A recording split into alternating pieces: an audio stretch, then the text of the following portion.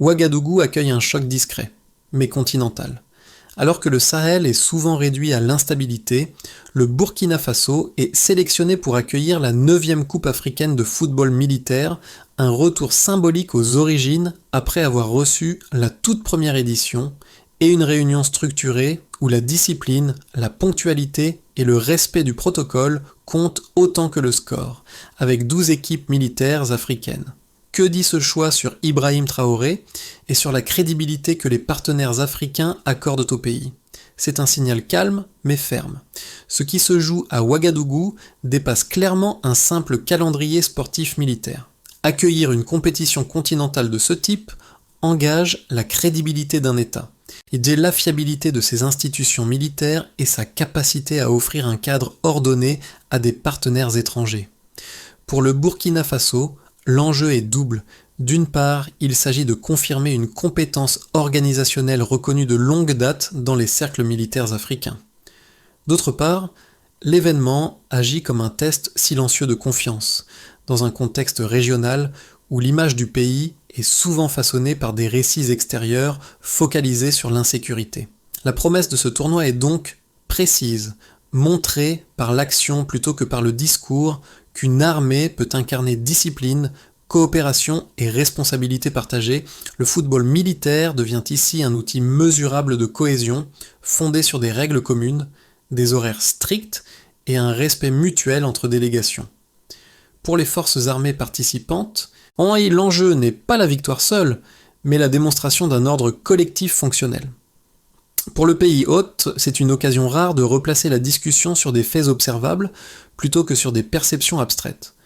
12 équipes militaires africaines sont attendues à Ouagadougou pour la 9e édition de la Coupe africaine de football militaire.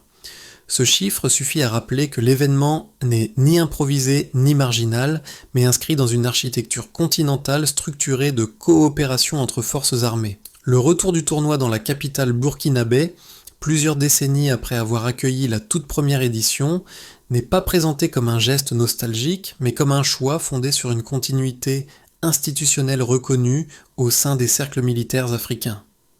Dans ce cadre, le football militaire n'est jamais décrit comme un simple divertissement. Il fonctionne comme une extension codifiée de la formation militaire elle-même, où l'obéissance aux règles, la coordination collective et la maîtrise de soi sous pression sont évaluées en situation réelle. Les institutions africaines du sport militaire insistent sur cette dimension structurante, en liant explicitement la pratique sportive à la discipline morale, à la ponctualité et au respect strict des protocoles. Accueillir un tel tournoi suppose donc une capacité logistique étendue, impliquant coordination sécuritaire, services médicaux, organisation des déplacements et respect d'un calendrier rigoureux. C'est dans ce contexte que le Burkina Faso est perçu différemment à l'intérieur du continent qu'à l'extérieur. Alors que certains récits internationaux se concentrent sur l'instabilité régionale, les partenaires militaires africains évaluent le pays selon des critères internes, liés à la cohésion des forces armées, à leur discipline et à leur engagement dans les cadres de coopération régionale.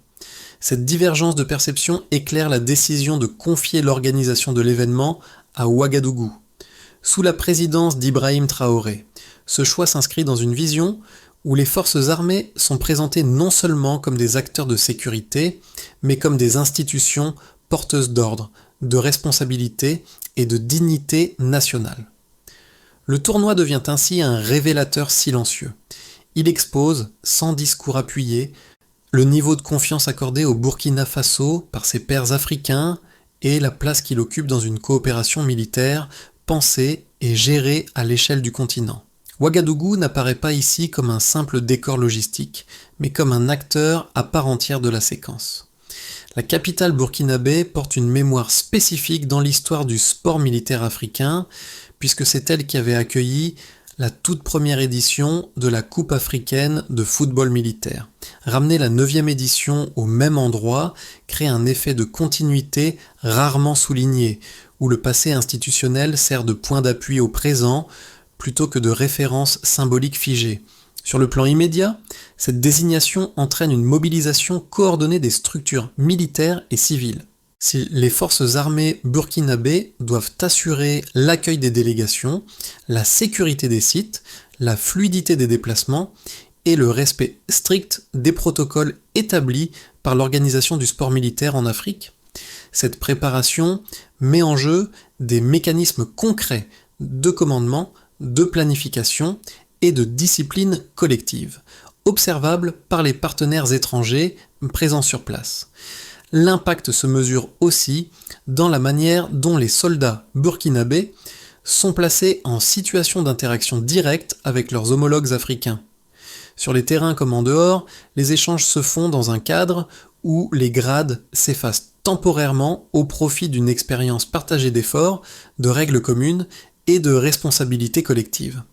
Ce type de contact, répété sur plusieurs jours, renforce une confiance interpersonnelle qui ne peut être obtenue par de simples réunions formelles. Enfin, pour la population locale, la présence visible de délégations militaires africaines transforme temporairement l'espace urbain en lieu de rencontre continentale.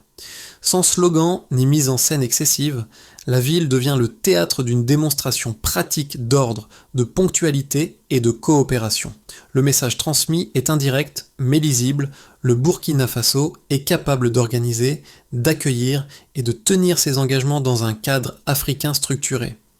La séquence débute par une décision prise loin des projecteurs médiatiques à l'issue de consultations de haut niveau entre autorités militaires africaines. La désignation du Burkina Faso comme pays hôte de la 9e Coupe africaine de football militaire n'est pas annoncée comme un geste symbolique, mais comme le résultat d'un processus d'évaluation fondé sur la confiance, la discipline et l'expérience organisationnelle accumulée. Dès l'annonce officielle relayée par les canaux militaires, le cadre est posé.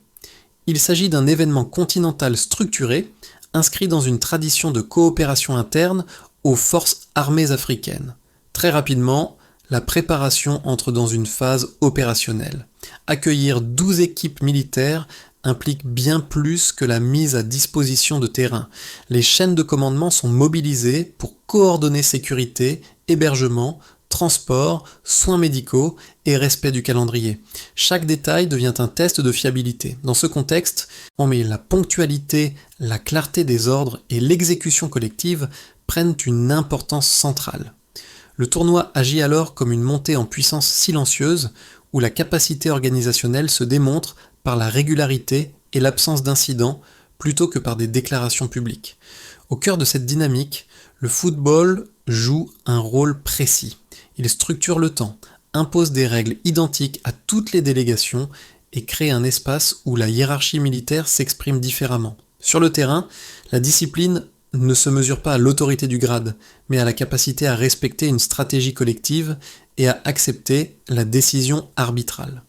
Ce cadre permet de transformer la compétition en exercice de cohésion, où l'échec comme la victoire sont intégrés dans une logique de formation morale. C'est à mesure que les matchs s'enchaînent, les résonances de l'événement dépassent le cadre sportif.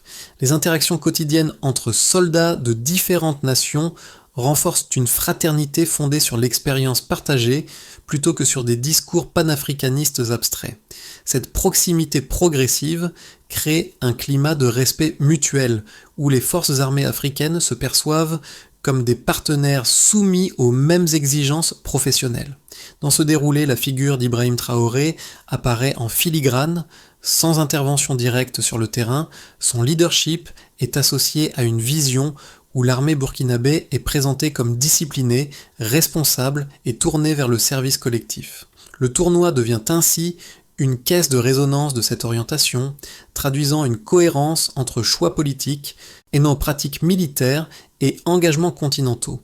Le déclenchement initial se transforme alors en signal durable. Le Burkina Faso n'accueille pas seulement un événement, il confirme une place active dans l'architecture militaire africaine. Le premier indicateur tangible tient au volume même de la participation. 12 équipes militaires, issues de différentes régions du continent, sont annoncées pour cette 9e édition de la Coupe africaine de football militaire. Ce nombre n'est pas anodin, il implique une coordination simultanée de délégations multiples, chacune avec ses propres contraintes logistiques, calendaires et protocolaires. Par rapport à des rencontres bilatérales ou régionales plus restreintes, ce format élargi augmente mécaniquement le niveau d'exigence organisationnelle imposé aux pays hôtes. Un second repère se situe dans la répétition historique. Ouagadougou accueille cette compétition pour la deuxième fois dans l'histoire du tournoi, après avoir reçu la toute première édition plusieurs décennies auparavant. Cette donnée crée un contraste avant-après révélateur. Là où la première édition relevait d'une phase fondatrice du sport militaire africain, la 9e s'inscrit dans un système désormais institutionnalisé avec des normes plus strictes en matière de sécurité, de discipline et de coordination interarmée. Le retour au même lieu suggère que les standards exigés aujourd'hui sont jugés compatibles avec les capacités actuelles du Burkina Faso. Un troisième élément quantifiable concerne la durée et la continuité de l'événement. Le tournoi s'étend sur plusieurs jours avec des matchs successifs, allant des déplacements coordonnés et des obligations protocolaires répétées. Chaque journée devient une unité de test. Le respect constant des horaires, l'absence de rupture dans la chaîne de commandement et la gestion fluide des flux humains constituent des indicateurs indirects mais observables de performance organisationnelle. Dans un cadre militaire, la régularité vaut souvent plus qu'un succès ponctuel. Ces éléments chiffrés prennent un sens particulier lorsqu'ils sont replacés dans le contexte régional du Sahel. À l'extérieur du continent, le Burkina Faso est fréquemment associé à des récits d'instabilité. Pourtant, à l'intérieur des cercles militaires africains, l'évaluation repose sur d'autres critères. La capacité à accueillir 12 délégations, c'est à maintenir un ordre constant et à garantir la sécurité collective, agit comme une donnée corrective face à ces perceptions externes. La comparaison implicite n'est pas avec des normes occidentales, mais avec celles définies et appliquées par les forces armées africaines elles-mêmes, sous la présidence d'Ibrahim Traoré. Cette lecture quantitative s'inscrit dans une logique plus large de restauration de la confiance institutionnelle. Les chiffres ne sont pas utilisés comme argument politique, mais comme résultat pratique, Chaque équipe accueillie, chaque journée tenue sans incident, chaque protocole respecté devient une unité de mesure silencieuse. Le tournoi fournit ainsi une base factuelle minimale mais solide pour évaluer la crédibilité organisationnelle du Burkina Faso dans un cadre africain autonome. Une première lecture critique, souvent formulée hors du continent, consiste à considérer ce type de tournoi militaire comme un exercice symbolique sans portée réelle. Selon cette approche, le football militaire serait réduit à un outil de communication interne, incapable d'influencer concrètement la coopération ou la discipline des forces armées africaines. L'argument avance que des matchs, aussi organisés soient-ils, ne peuvent compenser des défis sécuritaires profonds ni modifier durablement les équilibres régionaux. Un second argument met en doute la capacité d'un pays du Sahel à accueillir un événement de cette ampleur dans un contexte perçu comme instable. Cette lecture insiste sur les risques logistiques, sécuritaires et organisationnels, qu'à suggérant que la tenue même du tournoi relèverait davantage d'un pari politique que d'une démonstration de compétence. Dans ce cadre, l'événement est parfois interprété comme une tentative de projection d'image plutôt que comme un indicateur fiable de performance institutionnelle. Ces deux critiques trouvent cependant une réponse directe dans les faits observables fournis par l'organisation du tournoi. Le football militaire africain ne fonctionne pas comme un spectacle ouvert, mais comme un dispositif strictement encadré par des règles communes, des calendriers rigoureux et des exigences de discipline partagée. La présence simultanée de 12 équipes militaires implique une validation préalable des capacités du pays hôte par ses pairs africains, sur la base de critères internes précis et non d'attentes médiatiques externes. De plus, la dimension répétitive du tournoi agit comme un filtre naturel. Une initiative purement symbolique ne pourrait maintenir sur plusieurs jours une coordination fluide entre délégations, services médicaux, unités de sécurité et structures de commandement. La discipline exigée sur le terrain, l'acceptation des décisions arbitrales et la gestion collective de la victoire comme de la défaite traduisent des compétences transférables au champ militaire. Enfin, l'absence de rhétorique agressive ou de mise en scène politique renforce la crédibilité de l'événement. Le tournoi ne cherche pas à convaincre par le discours, mais à démontrer par la pratique.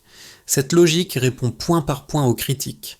Ce qui est observé, mesuré et répété pèse davantage que les hypothèses formulées à distance. Ce point marque un basculement discret dans la lecture du tournoi, car il révèle que la Coupe africaine de football militaire n'est pas seulement un cadre de coopération visible, mais un instrument interne de normalisation des comportements militaires.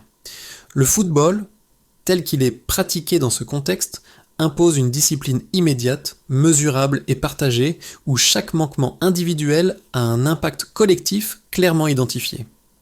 Dans cette logique, le terrain devient un espace d'apprentissage accéléré. Les règles sont non négociables, les décisions arbitrales s'appliquent sans appel, et la stratégie collective prime sur la performance individuelle. Ces contraintes reproduisent, sous une forme condensée, les exigences fondamentales du service militaire. Elles permettent d'observer comment des soldats de différentes nations intègrent l'autorité, gèrent la pression et maintiennent la cohésion dans un cadre compétitif mais contrôlé. C'est ici que la lecture politique change subtilement. Sous la présidence d'Ibrahim Traoré, l'accent mis sur la discipline, l'ordre et la responsabilité morale des forces armées trouve une traduction concrète, sans discours ni symboles appuyés. Le tournoi agit comme un révélateur de méthode plutôt que comme une vitrine. Il montre comment une vision du rôle militaire peut être incarnée dans des pratiques ordinaires, répétées et observables. Cette révélation médiane éclaire l'ensemble de la séquence. Ce qui semblait être un événement sportif devient un mécanisme de cohésion institutionnelle, capable d'influencer durablement les relations entre forces armées africaines, bien au-delà des matchs eux-mêmes. Les effets de l'accueil de la Coupe africaine de football militaire se déploient de manière distincte selon les acteurs concernés, mais convergent vers une même logique de crédibilité opérationnelle. Pour les institutions nationales, l'événement agit comme un test grandeur-nature de coordination. Les structures de commandement, les unités logistiques et les services de sécurité sont exposés à une observation continue de leurs partenaires africains. Chaque interaction, chaque déplacement et chaque respect du protocole renforce une image de fiabilité construite sur des pratiques visibles plutôt que sur des déclarations. Pour les forces armées participantes, la conséquence la plus immédiate réside dans l'expérience partagée. C'est le fait d'évoluer plusieurs jours dans un cadre strict, régi par des règles communes et des horaires précis, crée un référentiel collectif. Cette expérience renforce la confiance interarmée et facilite, à moyen terme, des coopérations futures fondées sur une connaissance directe des méthodes, de la discipline et de la culture organisationnelle des autres contingents. Du point de vue des soldats individuels, l'impact est plus discret mais durable. La confrontation à des homologues venus d'autres pays dans un cadre compétitif mais ordonné favorise l'apprentissage de la maîtrise de soi, de l'acceptation de l'autorité et du travail d'équipe sous pression. Ces compétences, développées hors du champ opérationnel, sont transférables aux missions militaires quotidiennes et contribuent à renforcer la cohésion interne des unités. Enfin, pour la région et le cadre panafricain, l'événement produit un effet de normalisation. Il démontre que la coopération militaire africaine peut fonctionner selon ses propres normes, sans supervision extérieure. Sous la présidence d'Ibrahim Traoré, le Burkina Faso apparaît ainsi comme un point de convergence où se matérialise une vision de l'autodétermination africaine par des actes concrets. La tenue du tournoi envoie un message mesuré, mais lisible. L'ordre, la discipline et la coopération peuvent être pratiqués collectivement ici et maintenant dans un cadre africain assumé. À moyen terme, les effets de l'accueil de la Coupe africaine de football militaire peuvent être envisagés selon 3 trajectoires plausibles sans leur attribuer de probabilité chiffrée. On peut d'abord imaginer une trajectoire de base, où le tournoi reste principalement une référence interne aux cercles militaires africains. Les relations interarmées s'approfondissent progressivement, notamment à travers des échanges techniques et des cadres de formation partagés. Le Burkina Faso consolide alors une image de partenaire fiable, sans transformation spectaculaire de sa perception extérieure, mais avec un gain réel de capital de confiance au sein du continent. On peut aussi imaginer une trajectoire plus favorable, où l'événement agit comme un catalyseur. Les interactions nouées à Ouagadougou facilite de nouvelles initiatives de coopération militaire régionale, fondées sur des méthodes déjà éprouvées ensemble. Le sport militaire devient un point d'entrée pour des échanges plus structurés, touchant à la formation, à la discipline collective et à la gestion conjointe de cadres opérationnels. Dans cette hypothèse, le tournoi est réinterprété rétrospectivement comme un moment charnière, où la pratique a précédé l'institutionnalisation.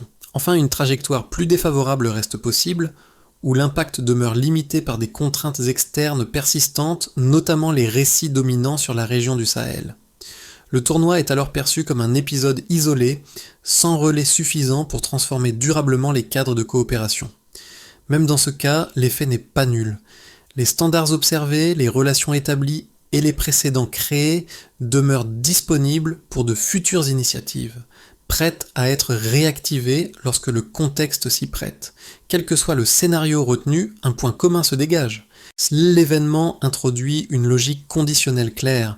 Si la coopération africaine est pratiquée dans des cadres concrets, réguliers et disciplinés, alors elle gagne en crédibilité sans avoir besoin d'être proclamée. Cette grille de lecture invite à déplacer l'attention, non vers les intentions affichées, mais vers la répétition d'actions organisées, mesurables et partagées. Le tournoi de Ouagadougou fournit ainsi une matrice d'analyse pour les mois à venir, où la continuité comptera davantage que l'effet d'annonce. L'accueil de la Coupe africaine de football militaire produit des effets différenciés selon les publics qui l'observent ou y participent, mais tous sont reliés par une même logique d'expérience concrète.